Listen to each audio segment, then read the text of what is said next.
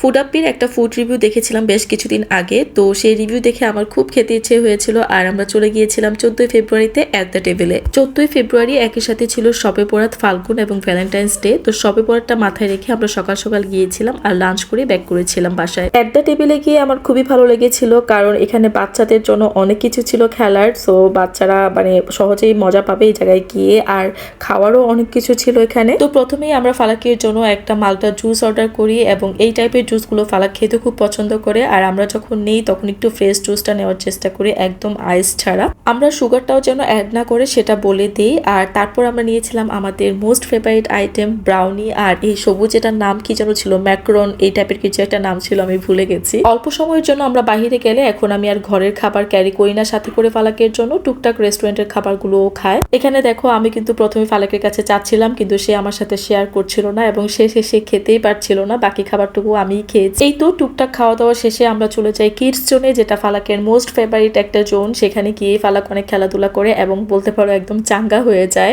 সেদিন কেন যেন ফালাক অনেক বেশি বিরক্ত করছিল, একদমই বাবার কোল থেকে নামছিল না, বাট যখন কিডস জোনে যায় তখন সে অনেকটাই আনন্দ করে এবং খেলাধুলা করে। কিডস জোন থেকে বের হয়ে আমরা একদম বাহিরে চলে আসি, বাহিরে এসে একটু ফটোশুট করি। এই জায়গাটা ফটো তোলার জন্য খুবই সুন্দর একটা জায়গা, মানে আমার খুব ভালো লেগেছে। তোমরাও দেখো, খুব সুন্দর কিন্তু জায়গাটা, ছবি তোলার জন্য পারফেক্ট। সকাল সকাল গিয়েছিলাম দেখে একদম মানুষ কম ছিল, কিন্তু এর পরে এত মানুষ আসা শুরু করেছে। আমরা যখন বের হয়ে আসি তখন প্রচুর মানুষ হয়ে যায়। আর এই দেখো আমার একমাত্র ভ্যালেন্টাইন, যাকে আমি ফ্লাওয়ার দিচ্ছিলাম ভ্যালেন্টাইন্স ডে উপলক্ষে আমার আব্বাজানকে। এখন একটা দুঃখের কথা শেয়ার করি, ফুড আপ্পির ফুড রিভিউ দেখে আমরা গিয়েছিলাম তন্নিস কিচেনে খেতে, বাট সেখানে গিয়ে কি হলো, সামনাসামনি একজন আপুকে দেখলাম, উনি বলছিল যে কাচ্চিটা একদমই মজা হয়নি এবং অনেক বেশি শক্ত। সো ওনার রিভিউ দেখে আমি আর ওই কাচ্চিটা ট্রাই করিনি। তো আর কি অনেক বেশি আফসোস হচ্ছিল যে কাচ্চি খেতে এসেছি বাট কাচ্চি খেতে পাইনি। তারপর ফালাক অনেক বেশি বিরক্ত করছিল, দেন আমরা ঘোরাঘুরি শেষ করে বাসায় চলে আসি। বাই দা ওয়ে, আমার পরা এই সুন্দর শাড়িটি আমি নিয়েছিলাম 10-10 পেজ থেকে। 10-10 পেজে তোমরা কিন্তু অনেক সুন্দর সুন্দর শাড়ি কালেকশন পাবে এবং